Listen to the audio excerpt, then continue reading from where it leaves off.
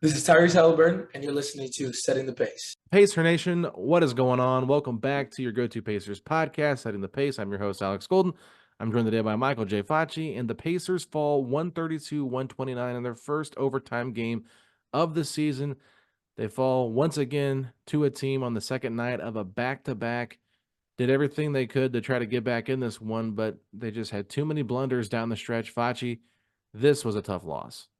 This one hurts. This one hurts a lot because there was a lot of great moments in this game when the Pacers were, on the comeback that could have made this pod a completely different pod. Now the Pacers, I believe they fell to 2-10 on the second night of the back-to-back.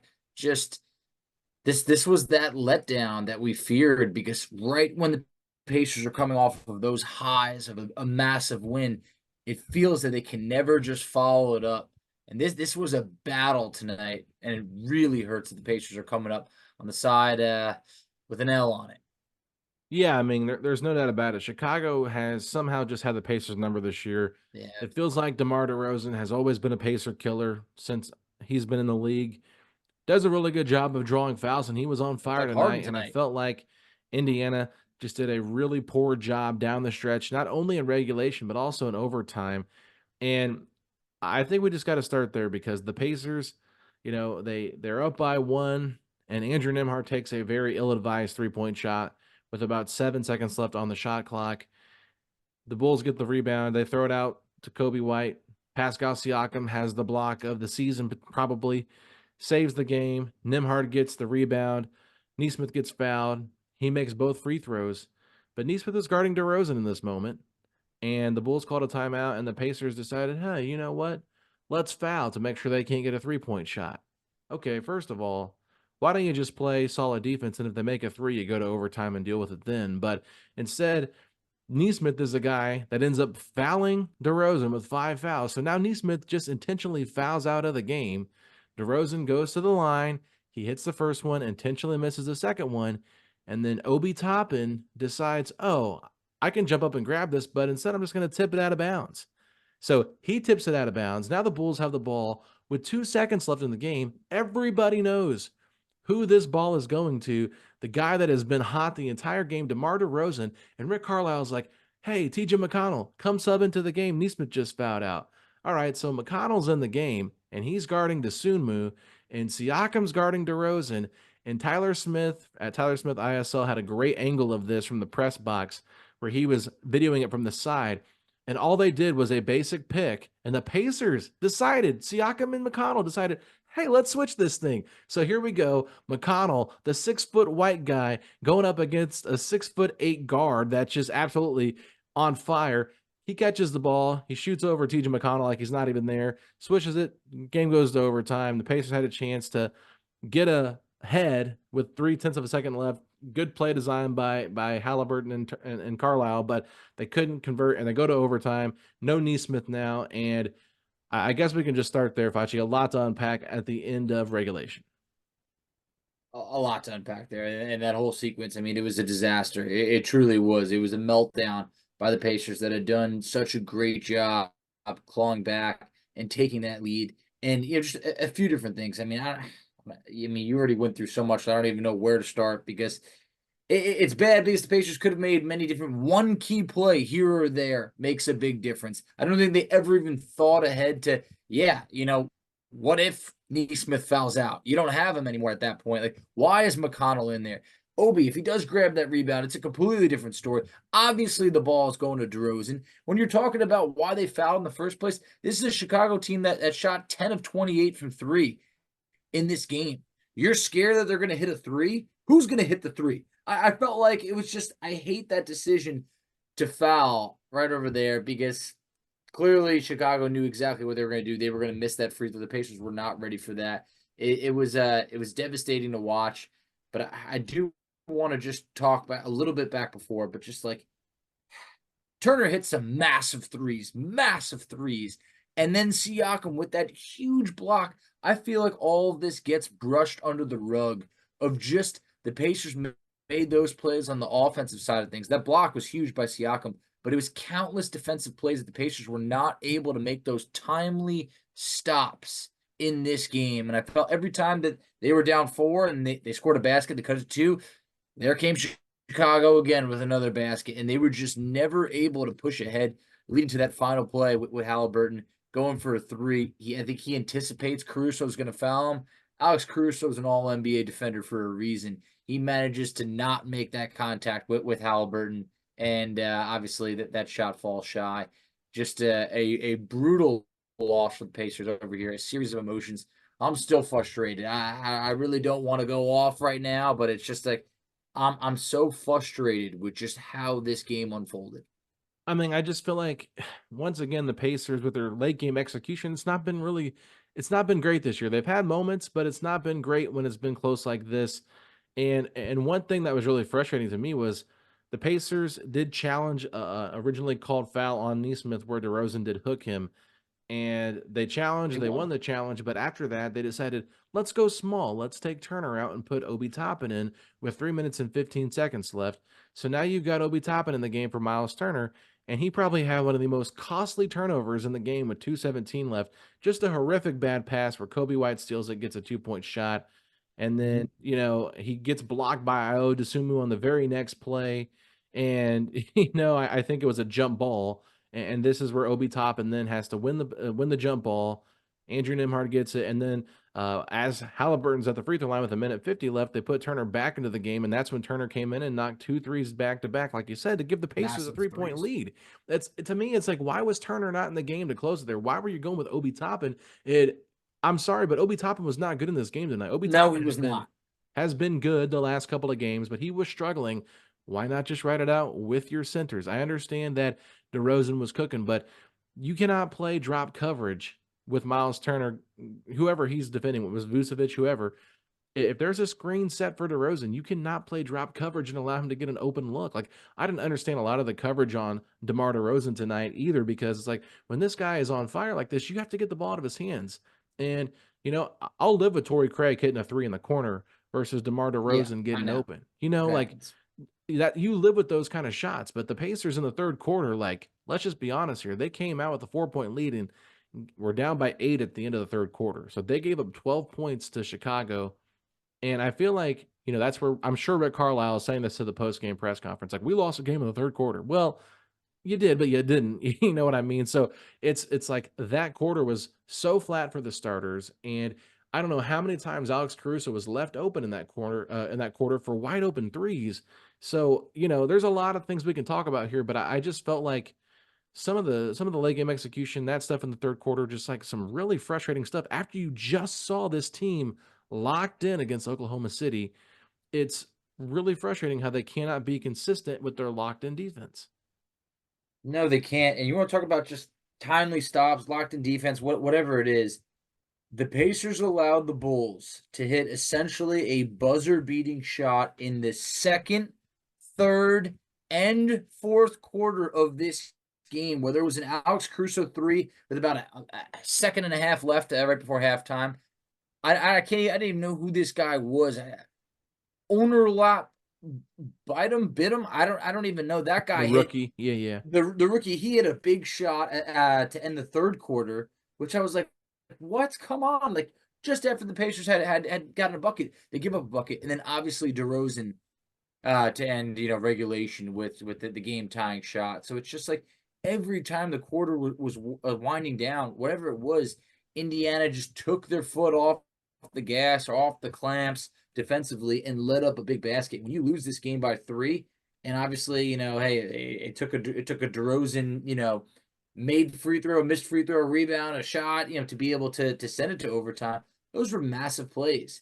Really frustrating. But another thing that we haven't talked about yet is, once again, this happened against Minnesota, and it happened now. When the Pacers have an opportunity for a tying shot or a win, Carlisle has once again elected not to call timeout.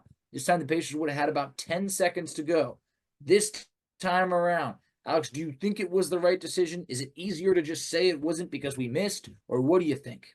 It was a terrible decision. I think it was awful. There is enough proof in the pudding now to say the Pacers are not better off. They're not that kind of team.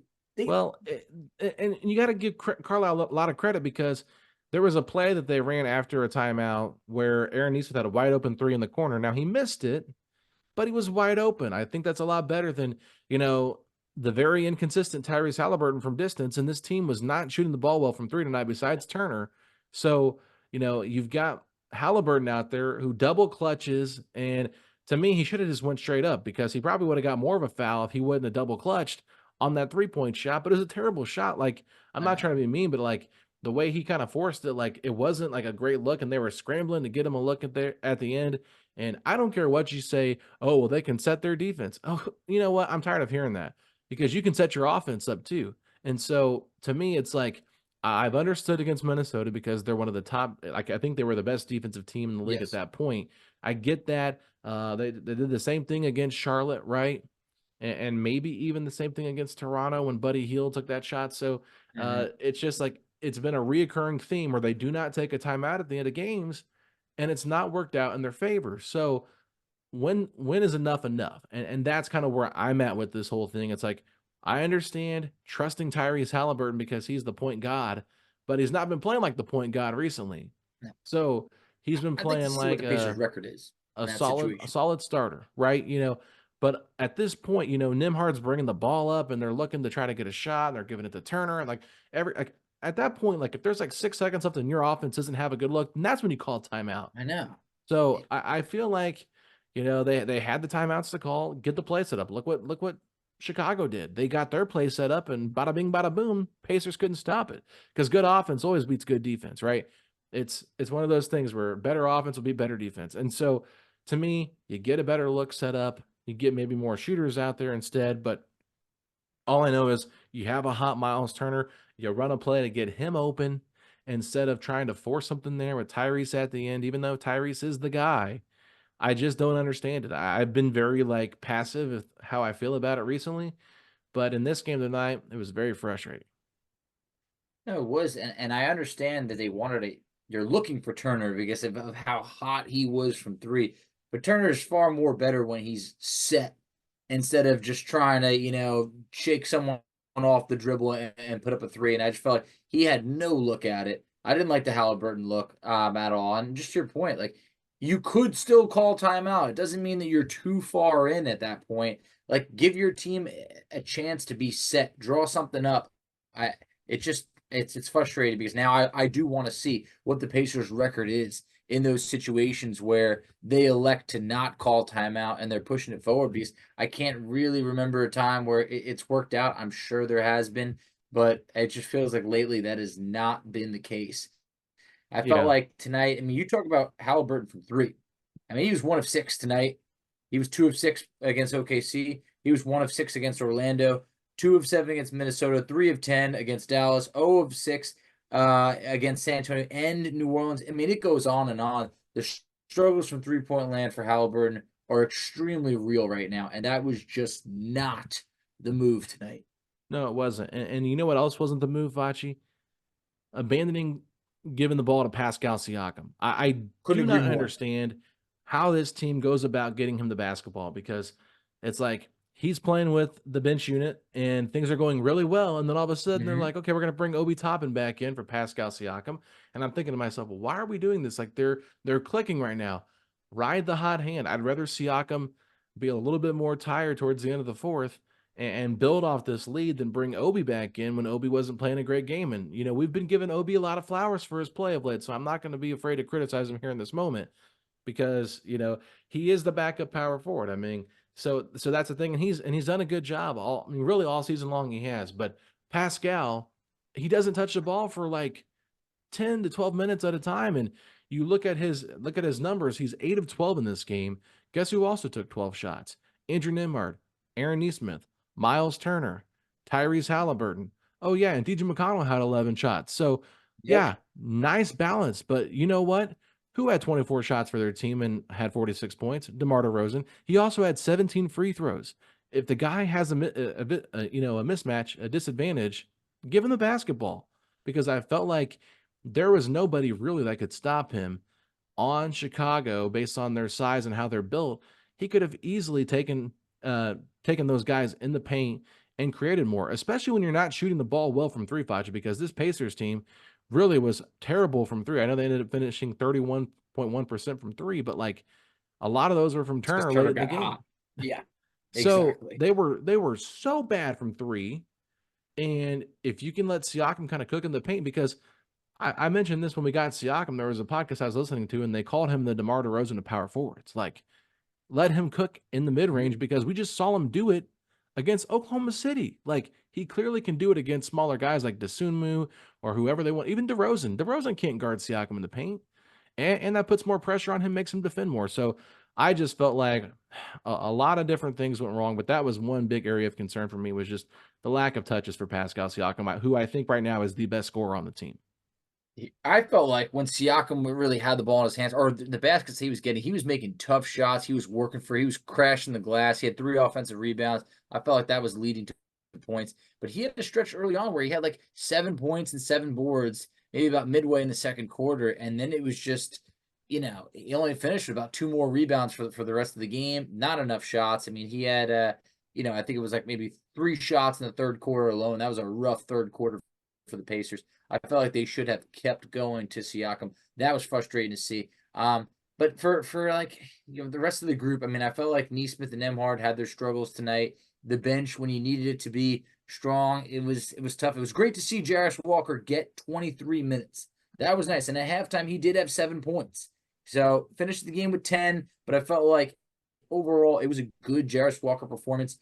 Jalen Smith had his moments, so did McConnell, but I just felt like this was one of those nights where it's like Ben Shepherd didn't have it, Obi didn't have it. It was tough to really know. Like, the Pacers were balanced. They were, but you didn't have that DeRozan who can go out there and get you a basket when you needed it. And to say balanced is like, I saw this stat. This was awesome. Pacers now set a record. This is the 22nd game that they've had at least 7 players score in double figures. It's great to see, but sometimes you need that alpha to go out there and put up 40. And the Pacers have not had that. They have not. And I think Turner got hot during a stretch, but Turner's hotness came in like a shorter dose, where I feel like DeRozan, it just felt like all game was killing the Pacers. I mean, 17 free throw attempts.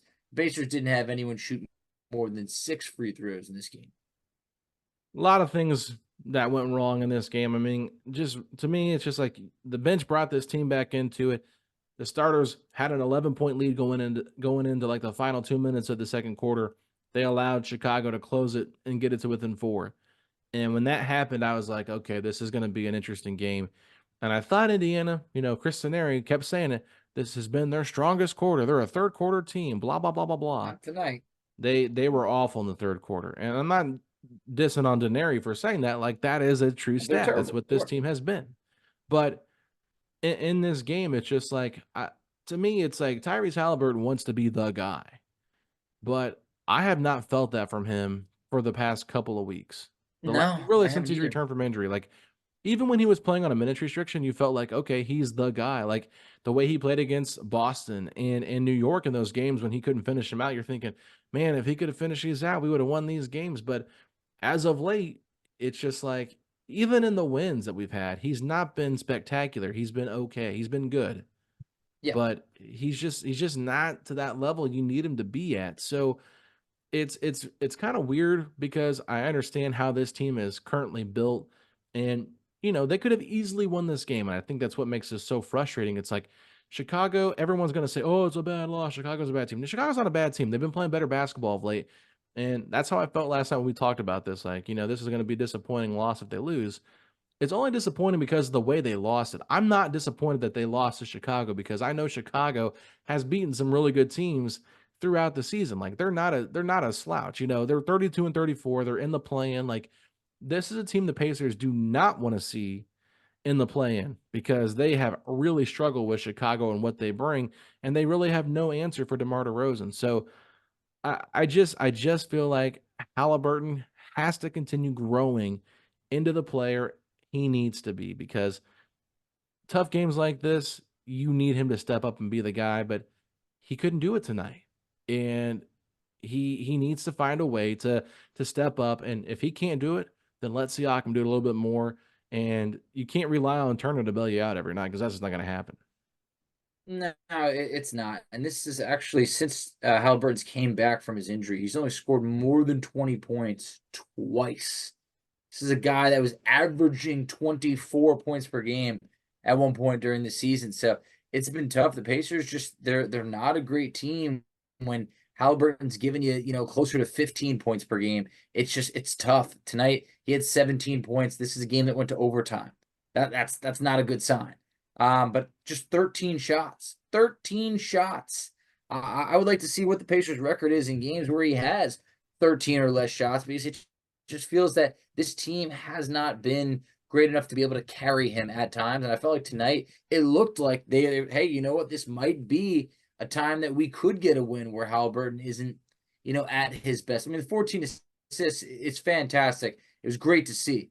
But I just felt like, yeah, we're not seeing that like Tyrese takeover at times. There's been a couple big shots like against OKC, there was, but I felt like Siakam was a guy that had it tonight, but just didn't get the rock enough, like we talked about.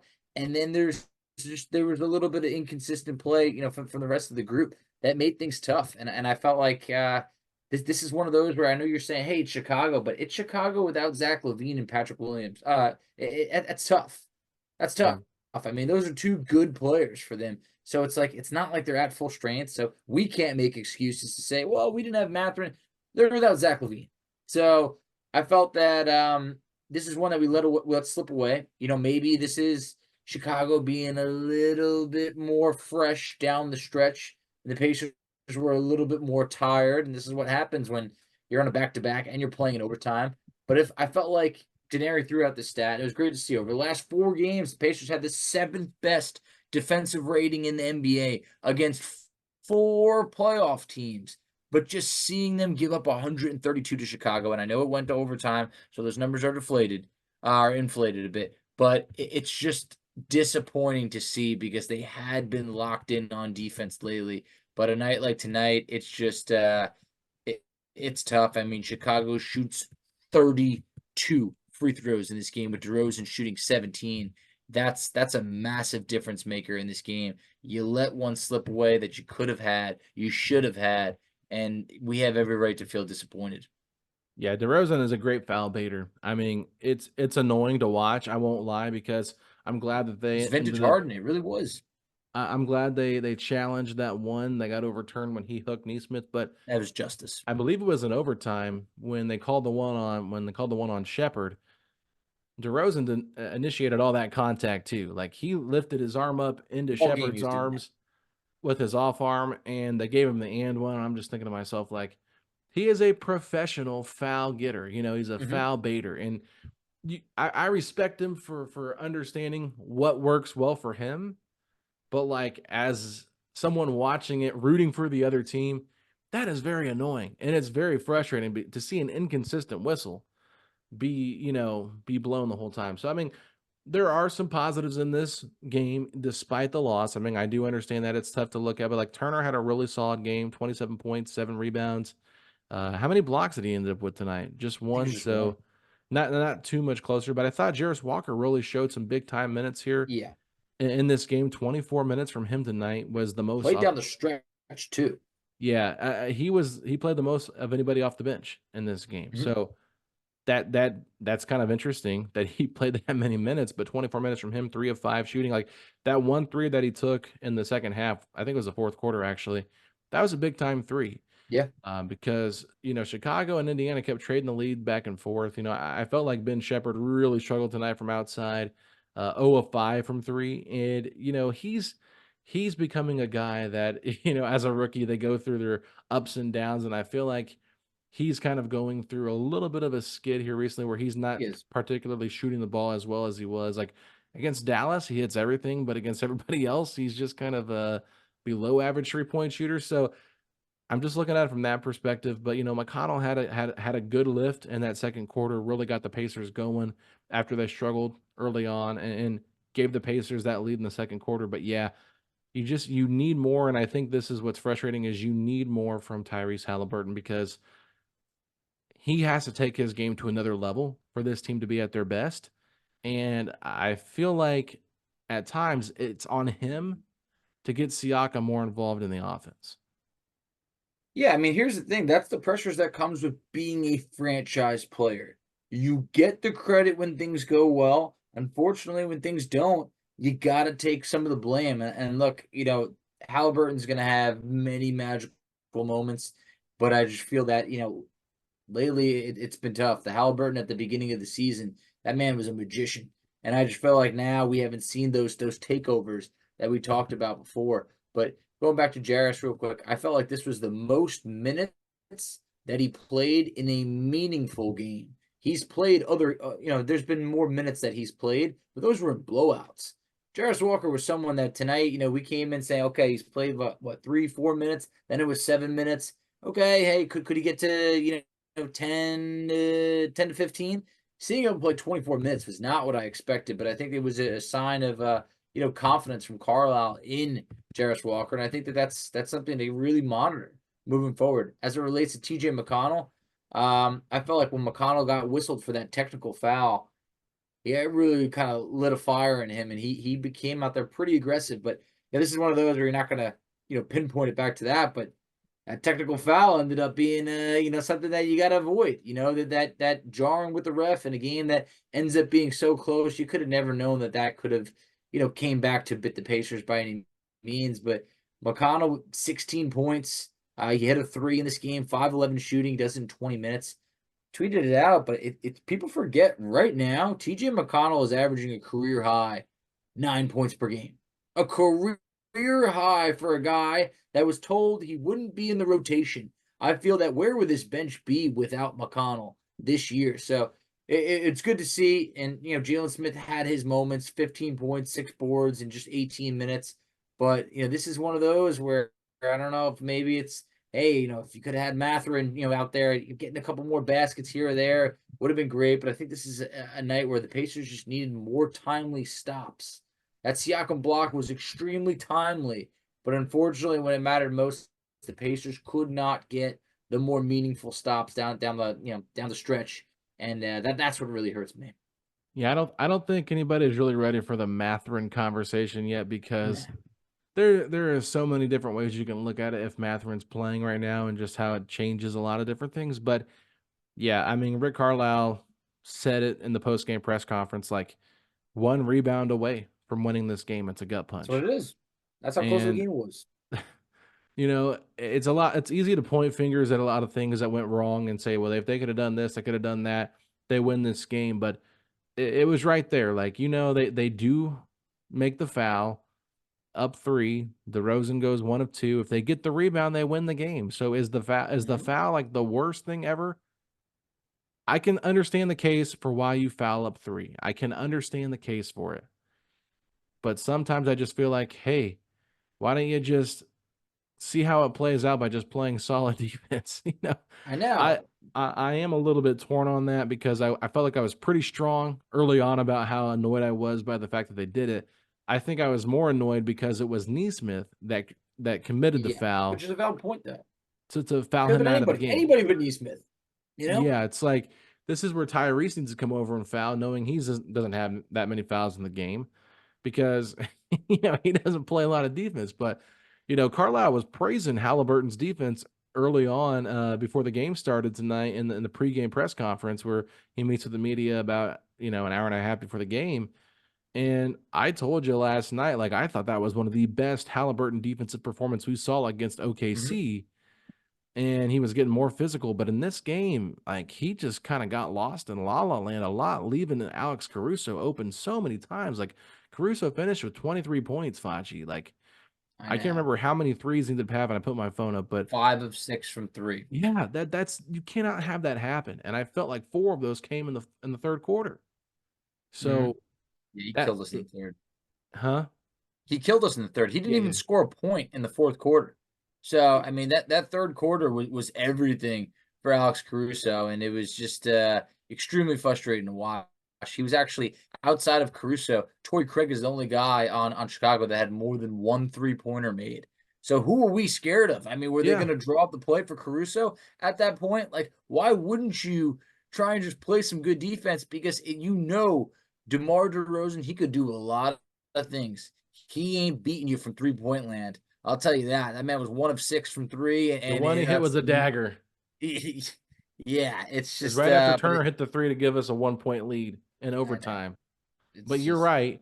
Or here's an idea. There's not much time left.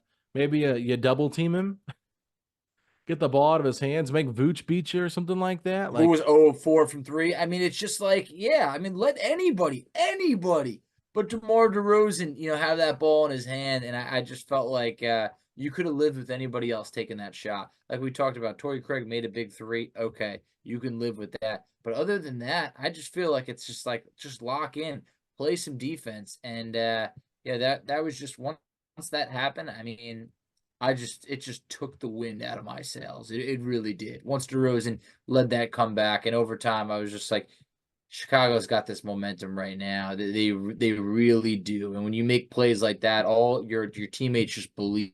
And I felt like Indiana kind of, I don't know, they had that look. They had that look like they knew they blew it. And I felt like overtime was just, the Pacers were always trailing. especially without Neesmith, like not having someone to really Mhm. put on DeRozan, like you got to put Siakam on him with 5 fouls. And, there was a couple of fouls there early in the third quarter where Siakam got called back to back for fouls. And it really, kind of put him in a spot that was tough for the Pacers to play him a little bit more extended minutes because he had a mismatch and he was begging for the ball. He finally gets it, but he had to kind of push off to get the space because it was a bad pass. So, yeah, I mean, this was just a tough game. Definitely a tough loss. Hopefully the Pacers got the next 2 days off.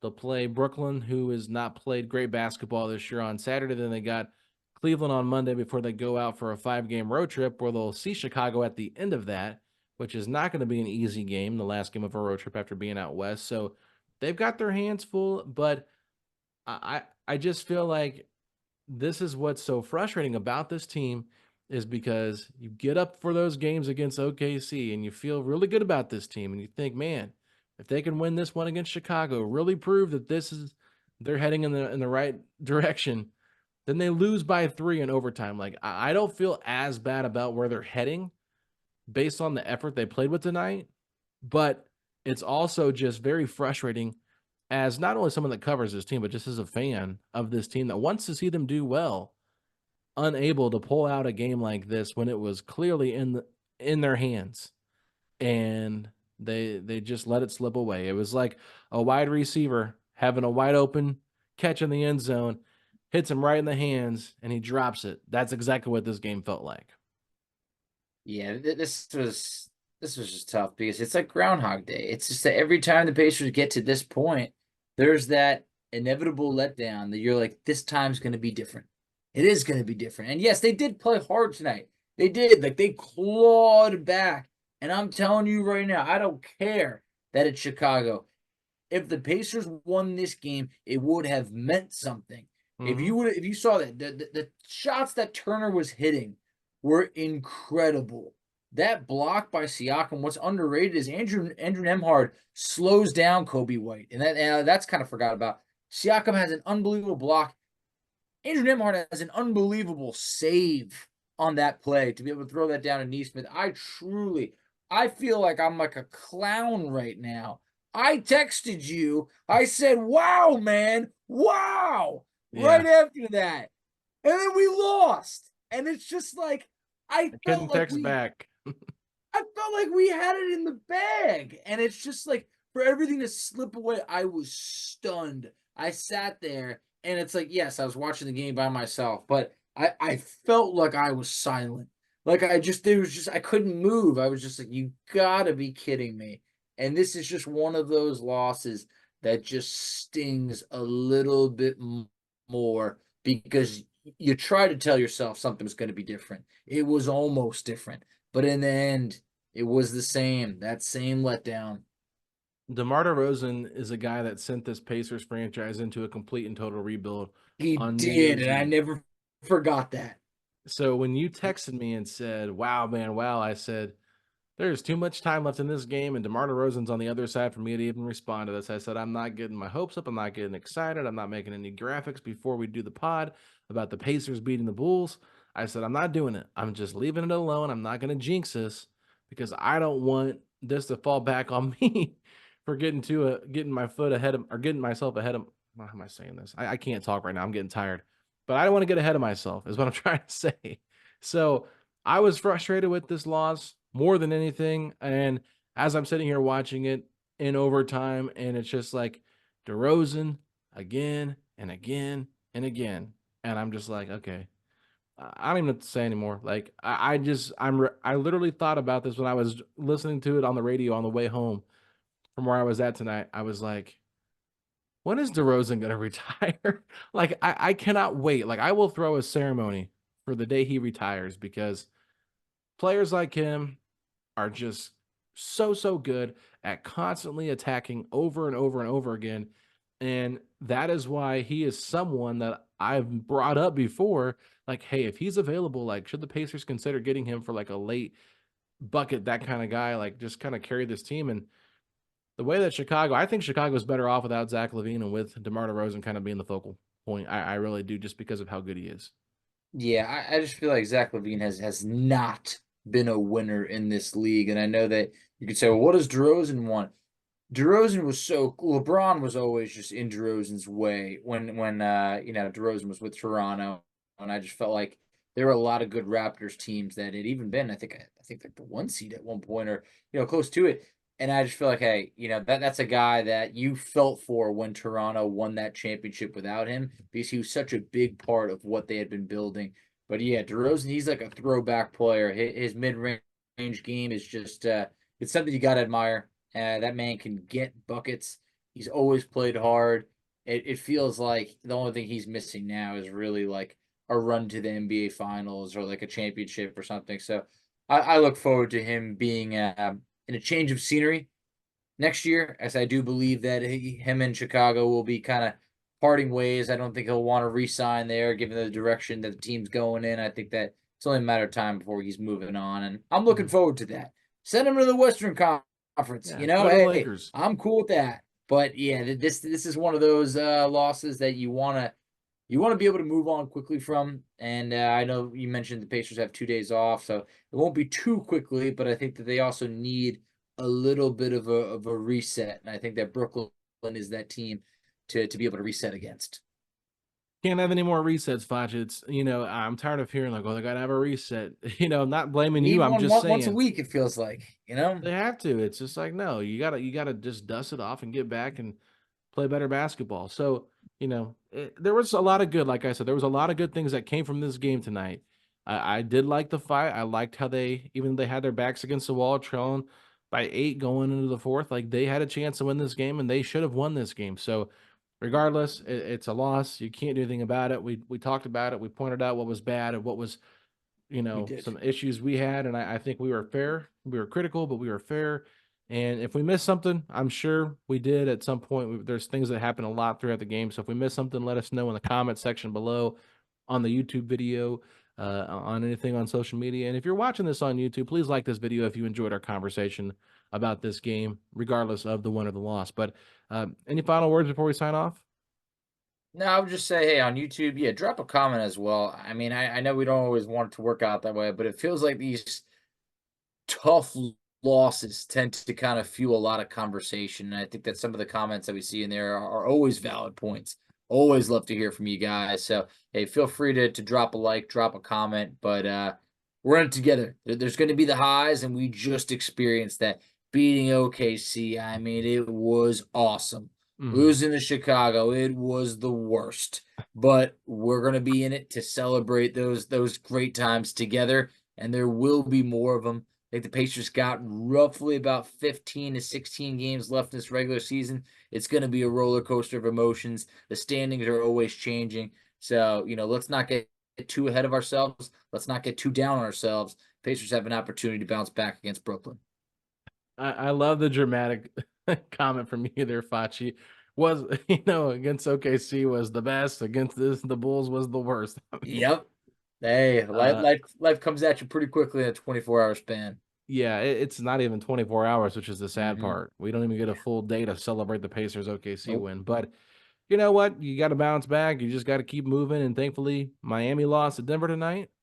I don't think Indiana's going to be catching Orlando anytime soon. They've got such a cupcake of a schedule. They've got the Hornets coming up. I forget they've got like 5 more easy games in a row before they even have another tough game. So I'm not expecting Orlando really to, fall too far out of the standings, but Philly's not been playing great basketball of late, and Joel Embiid, there was reports that he's not looking close to coming back. So if you can just kind of float and tread water a little bit here as you're getting ready for the stretch here and this road trip coming up, in the next couple of days, you just got to win these games at home. You got to take care of business against Brooklyn and against Cleveland. I know Cleveland's been playing great, but you got to take care of them on Monday. That'd be a big win that you can get up for, and then secure the season series against Cleveland as well, a team you've already beat twice. So that would be huge too. But Facci, I'm ready to put this one behind us. I feel like we talked about it enough, and I think it's time to move on and let the people know where they can find us out on social media. Absolutely. So you can find us on Twitter at PacersPod STP. You can find Alex on Twitter at AlexGoldenNBA. I can be found on Twitter at _FACCI. You can find us on Instagram at PacersPod STP. You can find us on Facebook at Setting the Pace. You can find us on TikTok at Setting the Pace. And Alex, tell them where they can check us out on YouTube. Yes, ladies and gentlemen, go to youtube.com/Setting the Pace, a Pacers podcast. We can find all of our post-game video content there. And if you haven't already, please subscribe to our YouTube channel and to wherever you get your podcast, because we want to hear from you. Like we said earlier, leave us a like, comment in the YouTube comment section. But if you haven't already, I know I push for this at the end of every episode. Please leave us a 5-star rating and review. I know there's been people that have reached out and said they would like to, but I have not seen a lot go up on Apple recently, so that would really be beneficial if you haven't done it yet to go ahead and do that now. But Facci, if you're hoping the Pacers can put this loss behind them and use it as motivation to beat the bricks off the Brooklyn Nets, then hit me with those 3 words. Let's go, Pacers!